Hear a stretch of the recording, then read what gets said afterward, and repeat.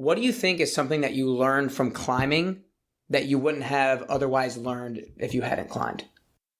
Good question. I think it's the combination of absolutely giving your best, but being very humble about the outcome, which is you might train for a year, you might fly away to Alaska and be there for 29 days and work so hard and do everything right for you and your teammates. And on your summit day, it snows. That's it. It Mm, snows. You go home. That's the end of jeez. that. And so you can't be totally tied to the success and the outcome and the little flag to wave that I stood on the summit. It has to be much, much more than that. Because it could snow. You could get a stomach bug. Your partner may sprain his ankle, or you might sprain your ankle. And so those things are out of your control. So you do everything you can to control the outcome. And then in the very end, ego-wise, you have to let go of the outcome. You have to accept what is.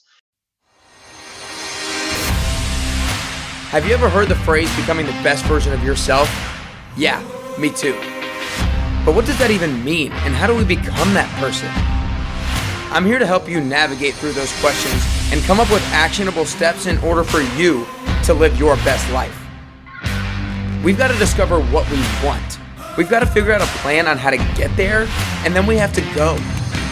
We can't just sit and wait any longer. Life won't wait on us.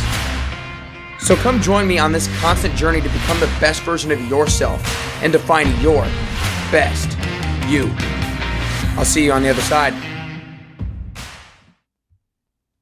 Hey, what's up, everybody? Welcome back to Nick Carrier's Best You podcast. I am super fired up today to have Jim Davidson with me, joining me from Fort Collins, Colorado. So, Jim, I really appreciate you joining me today. Absolutely. Thanks for inviting me in.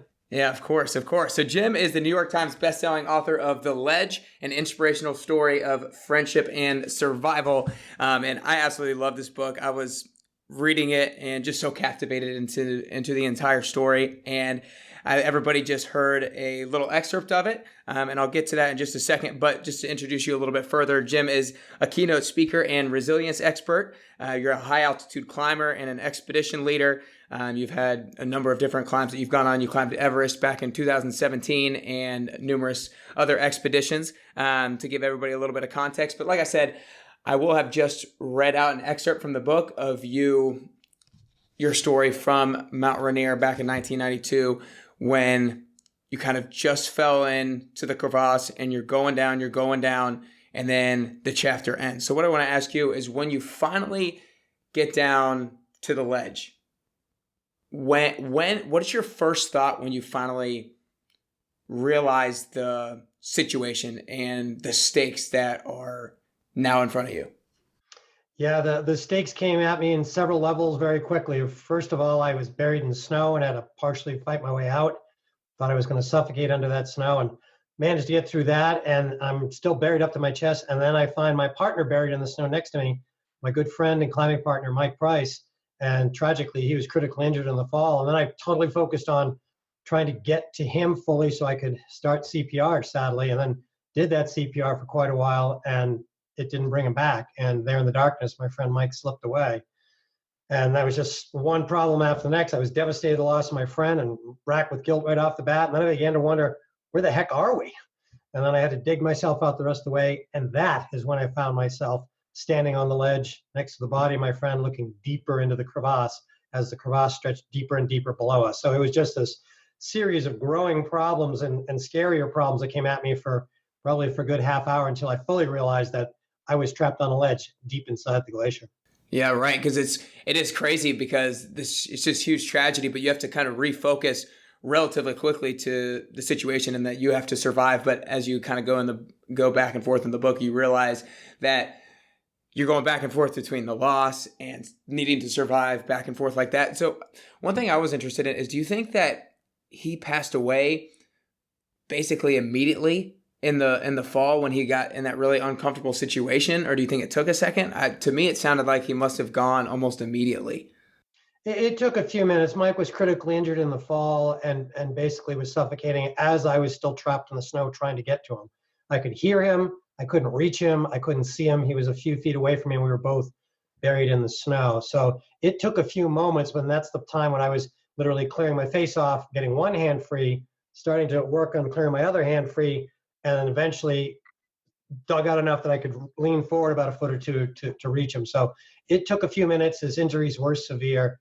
And that process of him being trapped under the snow, he couldn't help himself and I couldn't get to him. So it's just sort of this growing and unfolding tragedy. And that just made it all the worse for both of us and scarier too. Gotcha. So let's go into now kind of how you're climbing out. I know back and forth in your head, you kind of have the I can, I can't kind of thing back and forth. And I think a lot of people every single day we convince ourselves that we're not capable of things that we are truly capable of. But sometimes we don't know until we actually try or are forced into a situation. So how can we start to ignore that voice in our head that tells us that we're not capable of something that we might truly be capable of? Well, yeah, that was absolutely my struggle for a long time was, I was just torn, like you said, between I've got to climb out of here. There's no way you can climb out of here. I've got to try. How can I even try? It's way beyond my capacity. And that was the thing, was to try and not give up in the face of that. And I was absolutely up and down over the course of a good hour while I was trapped inside the crevasse. But it was actually the loss of my friend Mike and the things that he had taught me that really kind of tipped the scales towards, well, I have to try. Mike did his best to save me from that 80-foot fall inside the crevasse. So I can't just quit because it's too hard or it's too scary. I've got to do my job. I've got to do my best for the team right now. So really, Mike's example is what spurred me to kind of go for the 51%. I'll try the best I can and not give into that 49% of I'm scared out of my mind, too scared to try. So that's what got me going. And then over the course of many hours climbing out, I still teeter-tottered back and forth. And as I wore down physically and emotionally and spiritually, it was really what the things that Mike had taught me through the years of being a climbing partner, the things my dad had taught me working construction about how you never quit when someone's counting on you. You do your absolute best, even if it's really, really hard and scary. Those are the things that kept me going when my body gave out. So we do have to kind of fight that wall of fear and that wall of uncertainty and dig into our core of resilience. And that's what I try to get into the book with my writing partner, Kevin Vaughn. Yeah, because it's funny. I use that phrase that I just used for you is we convince ourselves that we're not capable of things that we are capable of. I say that sometimes. I teach group fitness classes, and I a lot of times say that to the people that I'm coaching. And a lot of times people are running on the treadmill, and I think some people hold them back sometimes about going a certain speed that they actually could go, but they convince themselves for whatever reason that they're not able to do that. So I always try to use that phrase so they can tap into some other internal motivation in order to get them to go a little bit further. Right. And that's what I refer to as personal resilience, which is where does your resilience come from? Maybe it comes from losing your best friend, like I happen to have happened with me and Mike on Mount Rainier. Maybe it's your faith. Maybe it's the folks that raised you.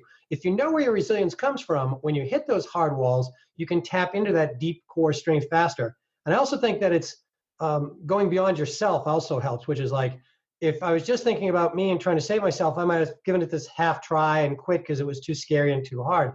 But darn it, this is bigger than me. Mike gave us everything he had to save me. I can't just not put in my share. So thinking about the things that he had given me and my dad and others, that's where I said, this is way bigger than me. This is beyond what I may or may not think I can do, what I'm willing to try. It's about other people. And when you start thinking about other people, that's when the strength and the fortitude can just really, really grow.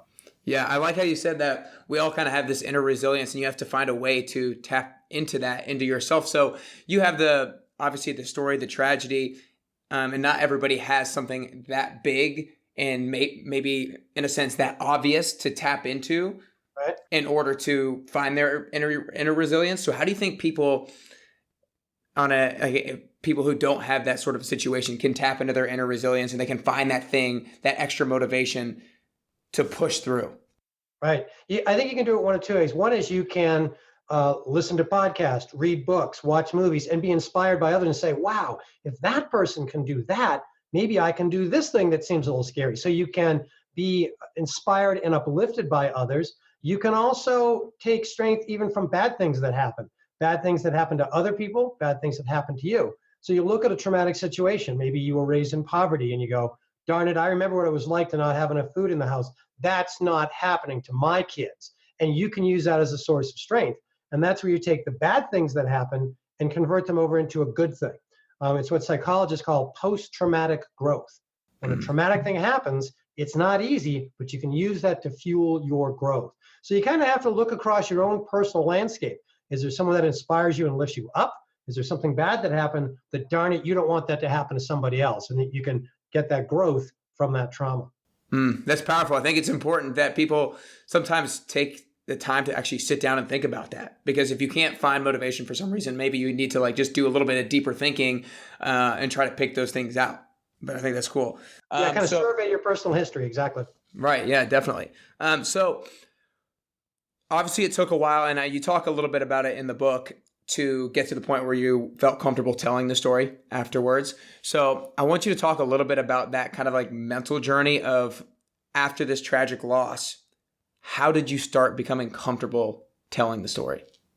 Yeah, it took a long time and came in several phases. At first, after the loss of my friend Mike, I was all beat up physically and spiritually as well. I had to take a little time just to kind of recover. So my wife and I went on a trip to Nepal to go trekking, which is a place that I'd hoped to climb with Mike someday, and that couldn't happen. But my wife and I could go there and kind of honor Mike's life, and we had a ceremony for him at the base of Mount Everest. So there was sort of a slow healing process over several months. But I had to go back to making a living and being a family man. We were married, and we had one baby and bought a house and had another baby. So life kind of goes on. So you have to kind of rise up to that. And the big driving force for me was, what can I take out of this really bad thing that happened to Mike and me and try and make something good out of it? And I didn't have the answer for a long time. It just seemed like it was just this bad, nasty thing that happened. And part of me didn't even want to look at it. It's like, well, I'll just pretend it didn't happen. Move on with your life. But it did happen. It's part of my life now. And so I wanted to share the story of what happened to Mike and me. And so I started doing some writing, but I wasn't sure where I was going. Then I realized maybe what I should try and do is distill out the lessons that would help other people face challenges in their lives. So then I started doing some speaking, and that took, it took 10 years just to start getting to around to the point of maybe I should tell the story, because I didn't quite know how to write it up yet. But if I tell the story at meetings, maybe somebody can find something that will help them get through their own trauma, their own crevasse in life.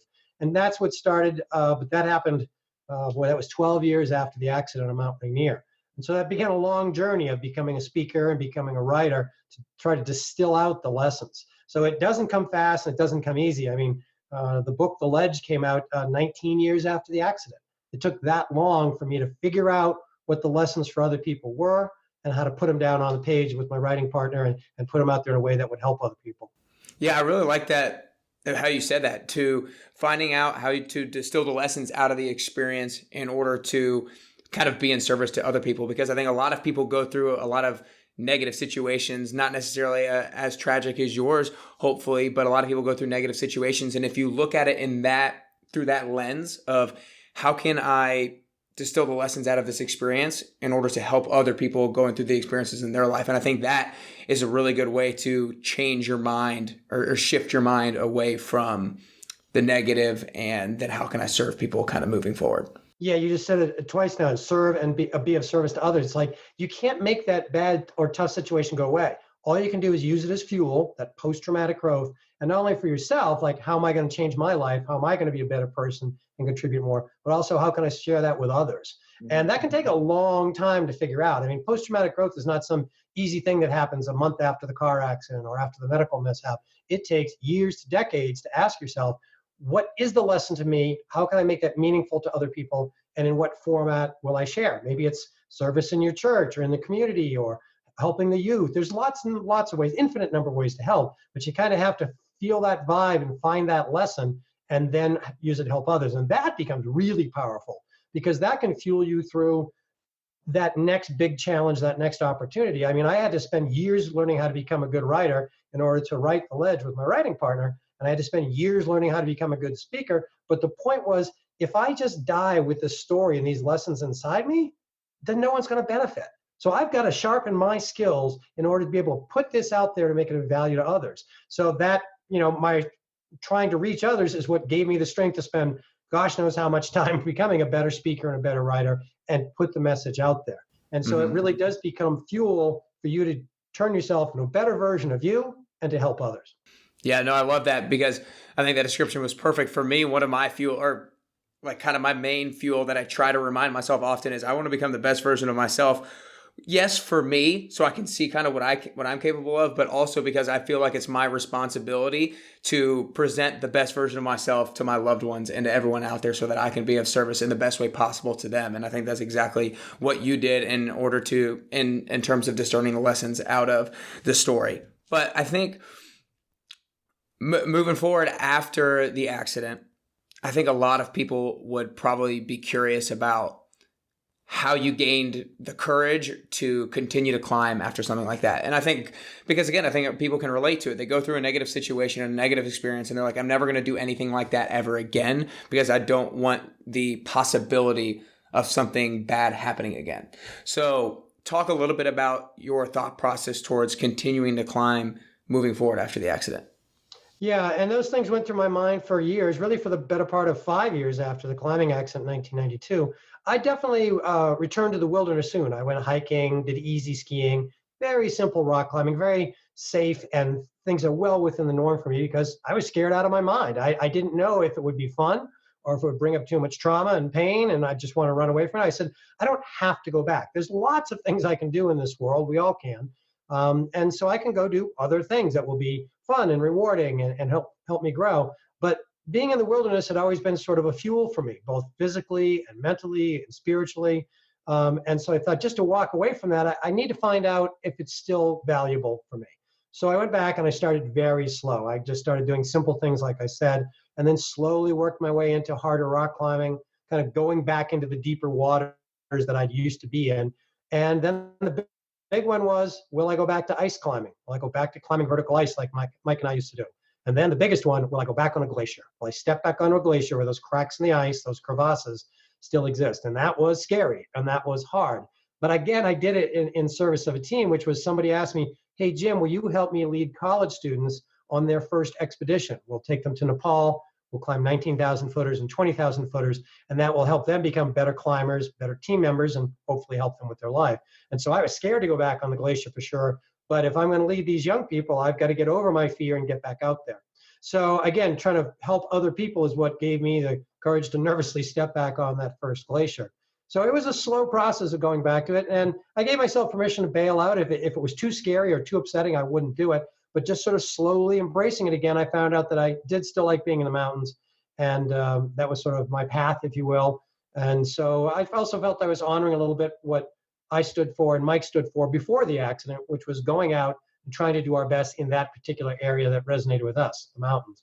So I felt like I was honoring him a little bit as well, to not just run away in fear, but to go back and try and embrace the goodness that I could get from the mountains that Mike and I love so much. Cool. I love that. And you said that climbing has always been a source of fuel for you, a source of inspiration in a number of different ways. What do you think is something that you learned from climbing that you wouldn't have otherwise learned if you hadn't climbed? Good question. I think it's the combination of absolutely giving your best, but being very humble about the outcome, which is you might train for a year. You might fly away to Alaska and be there for 29 days and work so hard and do everything right for you and your teammates. And on your summit day, it snows. That's it. It snows. You go home. That's the end of that. And so you can't be totally tied to the success and the outcome and the little flag to wave that I stood on the summit. It has to be much, much more than that. Because it could snow. You could get a stomach bug. Your partner may sprain his ankle, or you might sprain your ankle. And so those things are out of your control. So you do everything you can to control the outcome. And then in the very end, ego-wise, you have to let go of the outcome. You have to accept what is. And even if we get 99% of the way to a summit and don't step on it and come home, well, look at all the things I got. I got to be in the wilderness. I got to be with my friends. I'm in better shape. I hopefully helped out a few people along the way. I learned something about that mountain and that country. I got tons and tons of reward. I just didn't get the little flag waving reward of standing on the summit. So it's kind of a interesting combo of driving really hard, doing everything you can and anything you can to increase the chances of success and safety, but not being hung up on that little piece of reward at the end. Enjoy the ride and the outcome, regardless of whether or not you get that little piece that you're aiming for. I love that. And it's one thing I thought about when you were going through that is I interviewed a 3-time MMA world champion, and their training is similar in the sense that they train for so long for the buildup of one fight.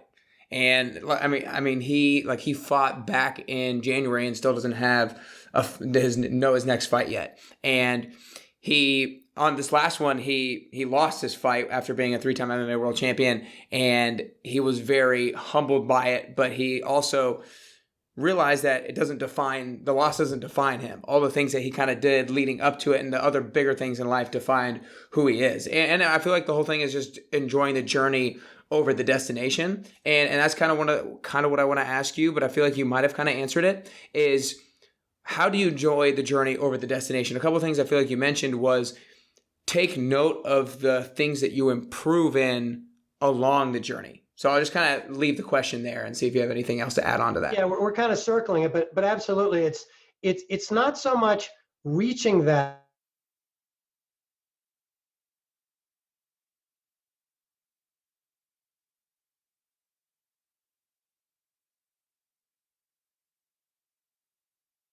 goal. That's the things that by taking on the challenge, those will refine you into a better version of you, which may inspire somebody else, or you'll be able to help somebody else along the way. So it's being willing to be someone to take on the challenge and keep refining yourself. It's not so much reaching that singular goal. And it's true whether you're interested in MMA or music or marathons or becoming a writer, you go as far as you can.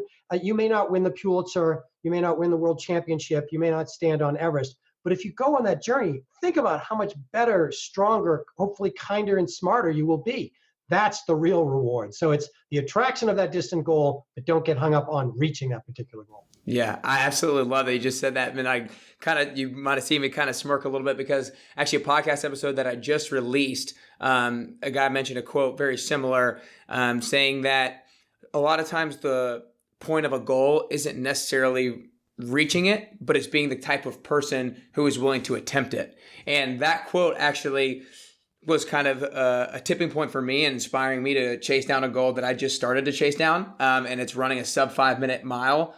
And wow, for me, I was a little bit afraid to start it because it's like, I don't know if I can actually get it. But hearing that, what you just reiterated, that it's not necessarily reaching it, but it's about being the person who's willing to attempt it and kind of put yourself out there and trying it and seeing what you learn along the way. So I just absolutely love that. And it was super relevant to me in my life now. And I think relevant to a lot of people in their life as well.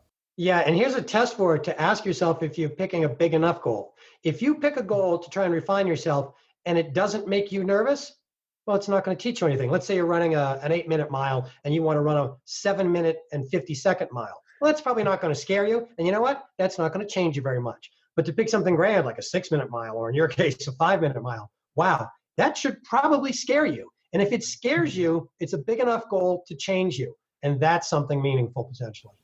I love that. That's definitely a question you have to ask yourself and be honest with yourself about. So I think that's cool.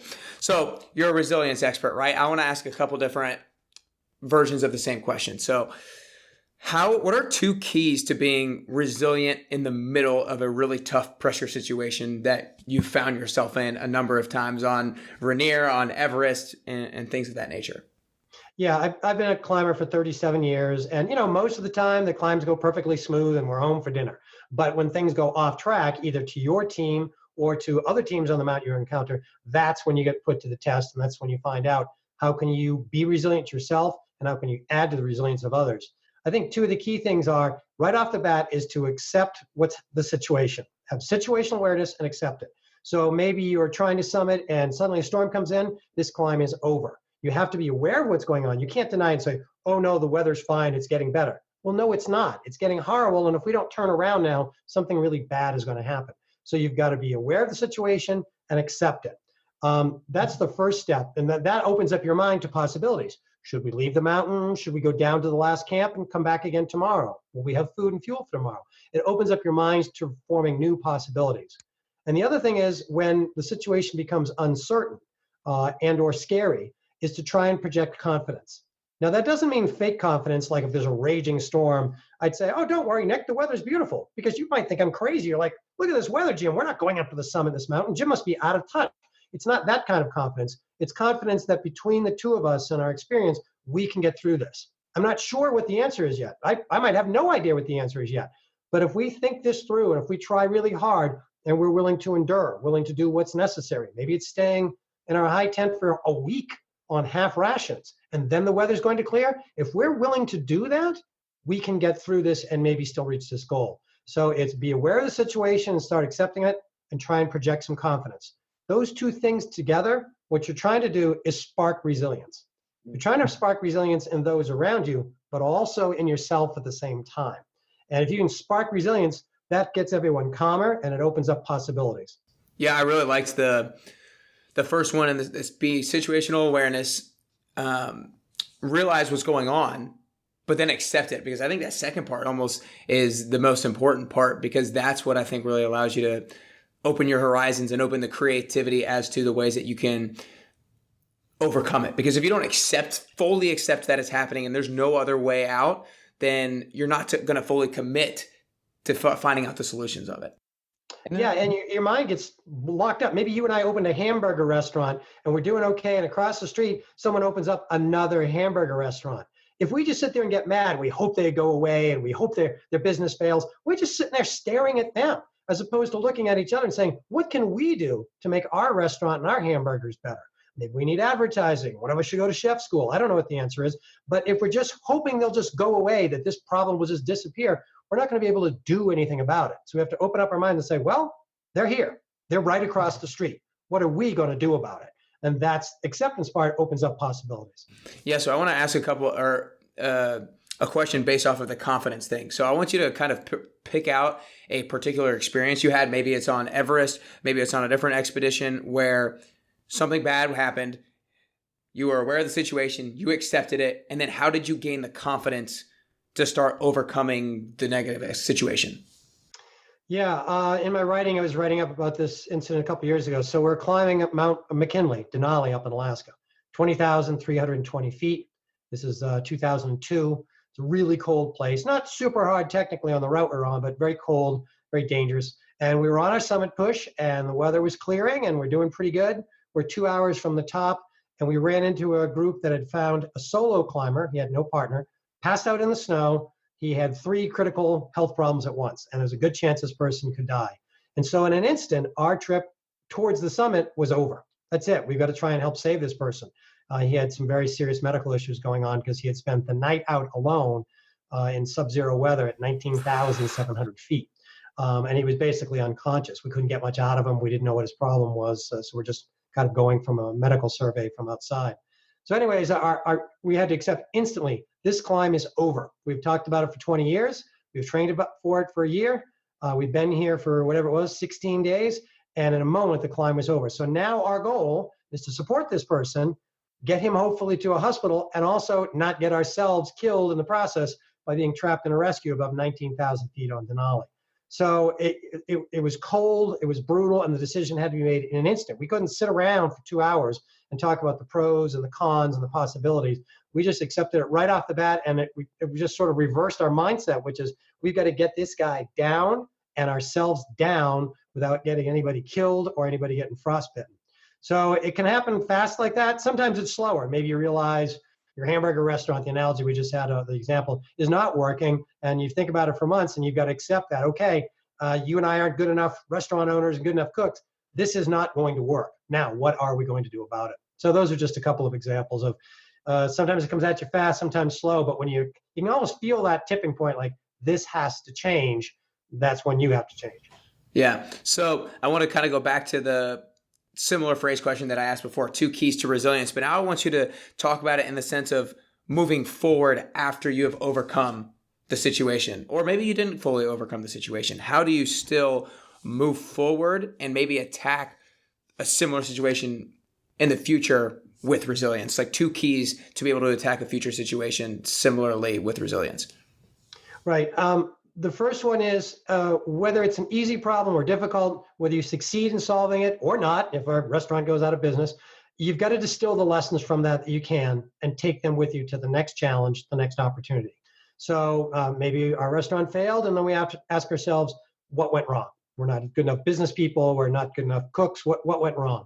And we've got to face the hard truth of that. And that can take a while. I mean, we all struggle a little bit with self-honesty and looking at each other and saying, Nick, here's where I failed you, and here's where I think you failed me. That could be a difficult and long process for us, maybe months and years. But we got to go through that and take those lessons with us, because you just paid a big price to learn those lessons. For goodness sakes, distill them and take them with you onto the next challenge, onto the next opportunity. So that's one thing, is to have that honest self-talk with yourself and others. And then the other is to recognize in the future where you can apply that lesson. It may be a situation in mountain climbing where later on I get involved and there's a potential to rescue somebody, and I go, oh, I remember all the hard-won lessons from Denali. This is the time we've got to apply those lessons. I may not like it. I may not want to get involved in this rescue, but gosh darn it, I went through that Denali rescue, and this is my chance to give back and play those cards in service of somebody else. So you kind of have to carry that lesson with you and look for your chance to utilize those lessons to help out in another tough situation. So I think that's almost a responsibility that we all have, whether you succeed or fail. If you get through that tough situation, is to carry those lessons and look for a chance to apply them. And that's part of what drove me to write The Ledge and to keep climbing, which is, if I just kind of moved away from climbing and stuck my head in my dark closet and cried myself to sleep at night, that would be understandable, because I lost my best buddy and it was a traumatic experience. But that's not going to help me, and that's not going to help anybody else. So I had to go through the difficulties of putting myself on the page and sharing myself through speaking, in the hopes that somebody else can take something from it and apply it to their challenge. And then something bad can happen, something good can happen from that bad thing that happened on Rainier many years ago. Yeah, I love it. Flip it on its head. So I'm really fascinated by the situational awareness and accepting what's going on, because I honestly do feel like that's one of the toughest things that people deal with, is not being able to fully accept situations. Because I think once you fully accept things, that's when you can start, like we talked about earlier, having the creativity spark in terms of how to overcome that. Is there a particular situation that you've been through hiking, or maybe just your everyday life, that was the toughest to fully accept and start moving forward from? Been a few. Let me try and think about one. Probably the one that comes to mind is, I'd wanted to climb Everest my whole life. I started reading climbing books when I was 14 years old, became a climber when I was 20, climbed on expeditions for 25, 30 years, and I finally got to go to Mount Everest in 2015.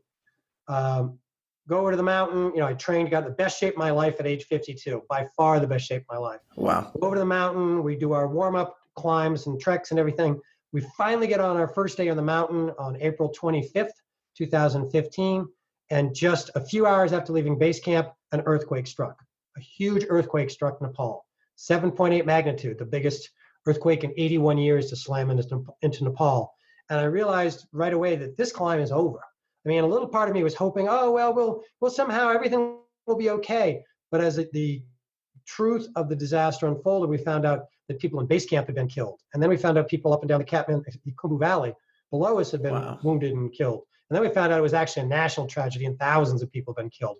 And as we learned that knowledge over 2 days, it sunk in deeper and deeper that climbing is not very important right now. We have to try and help the people around us get off the mountain, get out of the mountains, and then try and help out Nepal by raising some money and helping literally, do some rebuilding. So that was a tough pill to swallow, because I'd been dreaming of going to Everest for over 30 years. I had trained over a year. I was stacking up 20 years of experience, and yet it was all over in just a few hours after leaving base camp. So that was a tough one to swallow, but we could sort of sense the reality unfolding, and that's when we had to ask ourselves, what do we do now? And what we figured we had to do was to try and help out, to use those skills we had as strong climbers. We had food and fuel, and nobody on our team was hurt. So we'd planned on being in Nepal, so let's help out where we are right now. So it takes a little while to turn the mental ship when the stakes are so high.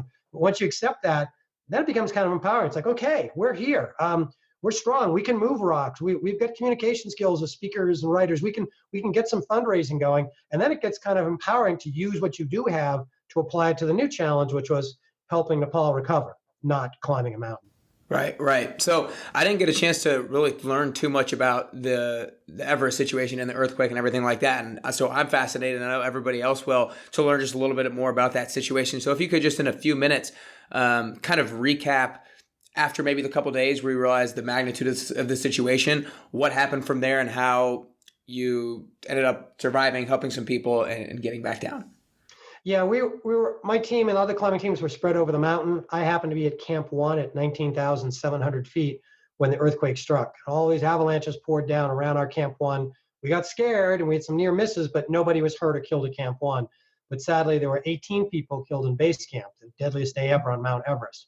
So we were trying to get off the mountain to get back to base camp, to help the wounded, to help process the dead, and to help start the Nepalis start the rebuilding process. And as we worked our way down the mountain and started going down valley, we realized the scope of the problem as the news trickled into us.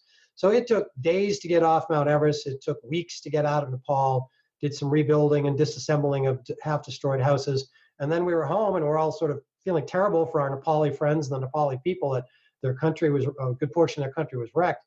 That's when we started doing the fundraising. So it's almost like as our awareness grew and the problem seemed worse, we had to go on to that next phase. And so that went on literally for months and even years of doing fundraising for Nepal and helping them try to get back on their feet. And it was 2 years later in 2017, I found myself speaking at a lot of events telling people, hey, if you want to help Nepal, please contribute to this fundraiser that I'm helping raise money for, not for an organization I ran, but one that had existed before the earthquake. We're trying to raise money to help rebuild schools in a resilient way so that the schools are not just stronger, but they will bend and flex with the earthquake to be resilient and not get wrecked by the earthquake, because the schoolrooms are not only important for the kids, they're also community centers in Nepal. So anyways, helping to raise money for that. But in that process of telling people, go visit Nepal, tourism's their number one industry, I started asking myself, maybe I should go back. And that's what led me eventually to go back to Mount Everest in 2017. So it was a long, bumpy journey. But again, it's that thing of trying to stay calm, accepting what is, and asking yourself, how can we try and steer this bad thing towards a better thing? Gotcha. So I want to change tones a little bit to the conversation, because I think that from the book, you can tell that your dad had such a big influence in your life. And I think it was really cool how what you did when you were younger really prepared you for the biggest situation of your life and just your life in general moving forward. So what do you think is the biggest lesson that you learned from your dad is? Yeah, and I know what you're referring to. My dad had an industrial painting company. I started working for him when I was 8 years old. By the time I was 12, I was walking roofs. And by the time I was 18, we were climbing high voltage electrical towers with 230,000 volts. Yeah. Crazy work. I mean, it's hard to believe anybody would want to do that, let alone put their kid in that position. But you're absolutely right. The things I learned with him were what I took with me to the mountains. And I think really we had a small paint crew, anywhere from 2 to 10 guys. And really that's about climbing expedition in size. 2 people, 10 people, sometimes more. But basically working with my dad taught me to work in a small interdependent group, trying to do a tough job in a dangerous situation, but stay calm and keep asking yourself, how can I add to the strength of the team? And that may be holding somebody else's ladder while they do the hard work, and it may start to rain. You don't walk away. You keep holding their ladder because that's your job right now. And later on, they'll be helping you with something else. So no matter how difficult it was, what's my job? To help out the team, either be safe and or reach this summit goal. By taking that from the painting world and moving to the climbing world, hopefully it's helped me be a better partner and a better leader on these expeditions and contribute to the team's success and safety. So that's probably the biggest single one. So again, lessons learned from painting. I took it on to my next challenge, which happened to be Everest. My next Everest, eventually after 35 years of being a climber, I got to apply those lessons on Mount Everest. Gotcha. That's awesome. Yeah, I just loved the stuff that you did when you were little was nuts. I was like, it was crazy, the different things. Like the Brit, I think the bridge was one of the ones you talked about a lot in the book. Just so many like super dangerous things that I love how your dad just had the confidence in you that you were gonna find a way to get it done. Yeah, and as I said in the book, I mean, I was downright scared half the time, but I had confidence in my dad. And you know, if an adult put a child in those situations today, they'd probably go to jail if it was their stranger. And if it was their own child, they'd probably be in double jail. But those things that I learned working with him and my uncles in those crazy situations were the very things that I think have kept me alive several times and through the years of climbing and allowed me to hopefully help out as well. So again, it's that traumatic, difficult experience. If you can distill the lessons and take them with you, you'll be better off later and you can share them with others. That's the post-traumatic growth thing that can be tricky and time consuming, but I think that's the magic of taking those lessons with you and sharing them.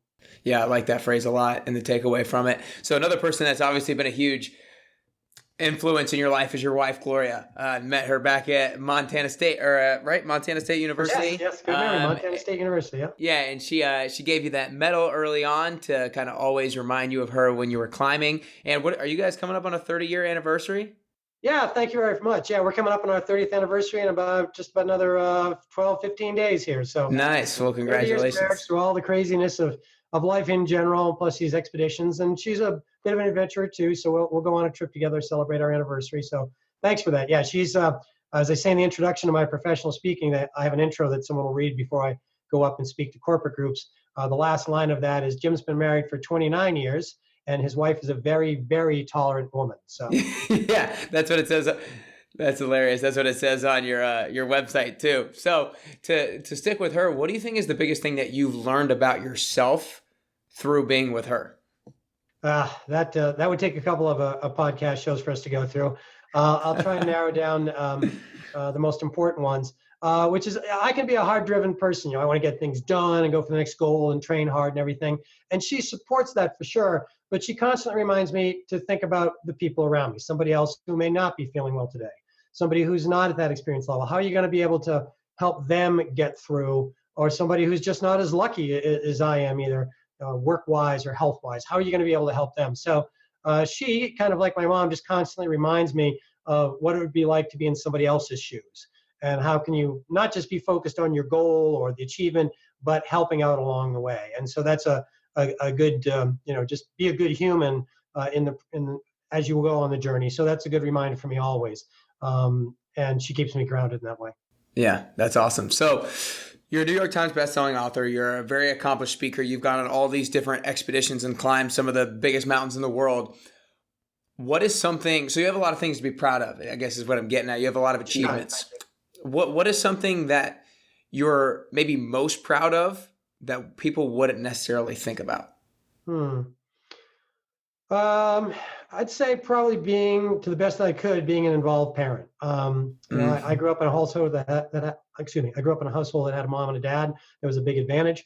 Families are blended. Families are different. The world moves at a fast pace. But just being involved in the young people in your life, I was on the receiving end of that when I was a kid. I traveled as a professional speaker and a climber for sure. But when I'm here, I try and be as involved as I could have been when my kids were growing up, and now they're a little older, 22 and 23 and 25. But just trying to support them. So when I am home, trying to be an involved dad and family member, because you're trying to pass those skills on. Both you're caring and hopefully a little bit of osmosis, learning from the parent to the child. So that's not a flamboyant thing. And I think being a great parent, it doesn't show in the size of your house or the expensiveness of your car or the fanciness of your clothing. You might make more money if you stayed more time in the office and made more money, but I think that comes at a cost to your kids and your family and your loved ones. So I think it takes a little bit of internal strength to say, no, darn it, spending time with my kids and my spouse and my significant other is more important than making more money and having a flashier car. It's the rewards are more internal, but I think more lasting, which is to pass on what you know and support them in whatever their endeavors are. So thanks for asking. Yeah, definitely. I love that.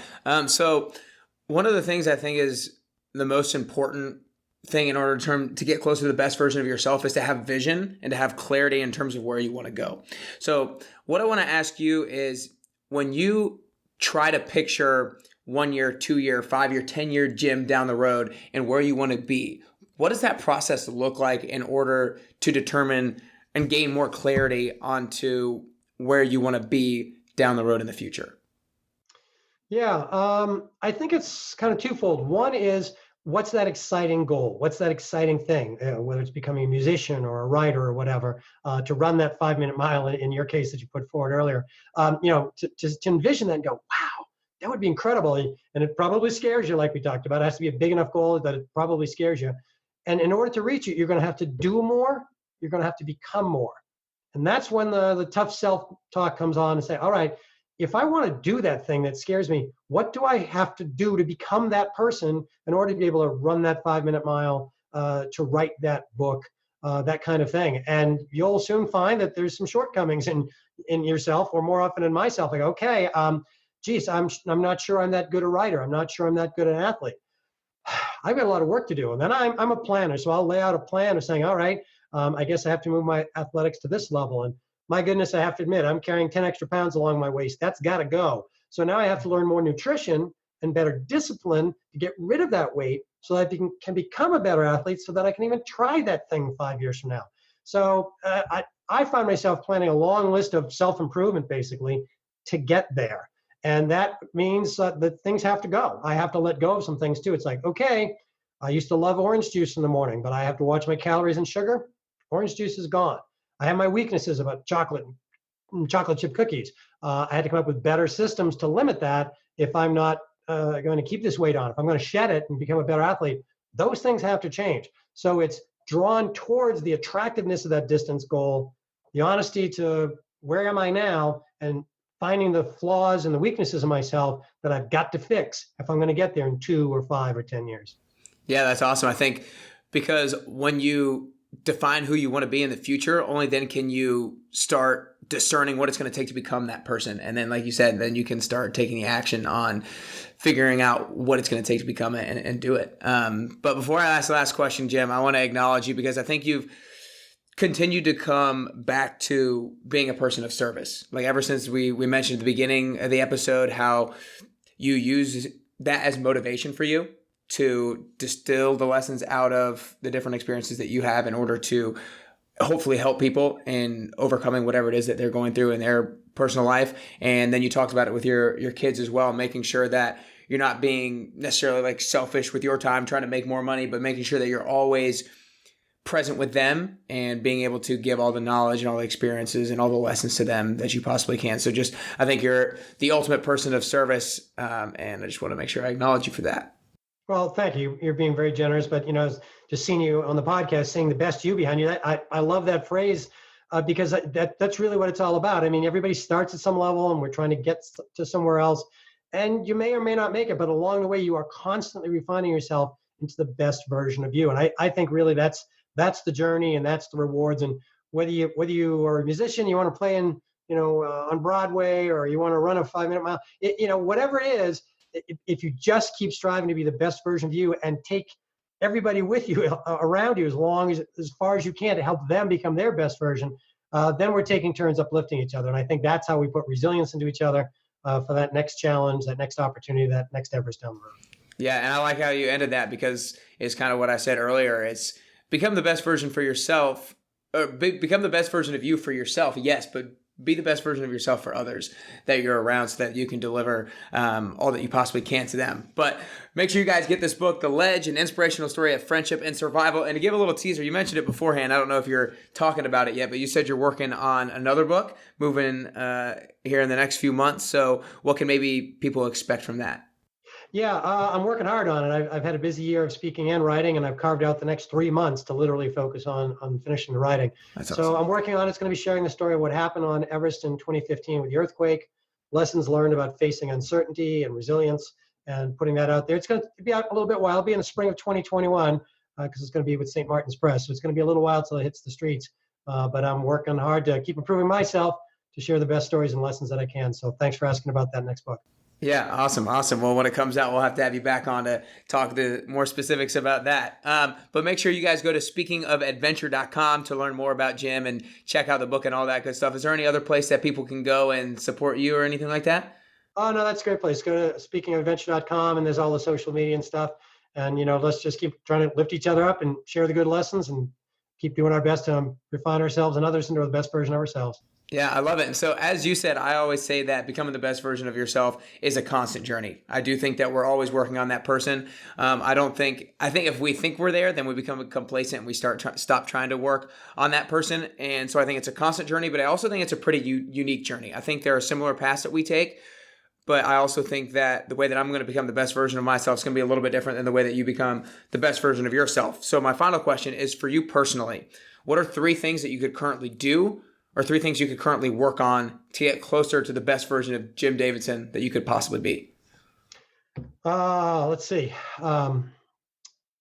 Keep reading so I can improve my writing. Keep that weight off my waistline, i.e. less cookies and other things, so that I can stay fit, so that I can stay strong, do things I need to do. And now that I'm a little bit older, I'm coming up on 57, to keep my eyes open for opportunities to lift up other people when they're on their journey, kind of the old guy helping out the younger folks on their journey. So just keep my eyes peeled and help out where I can. Well, I love it. Always a person of service. I appreciate your time, Jim. Thank you. Great talking to you, Nick. Take care.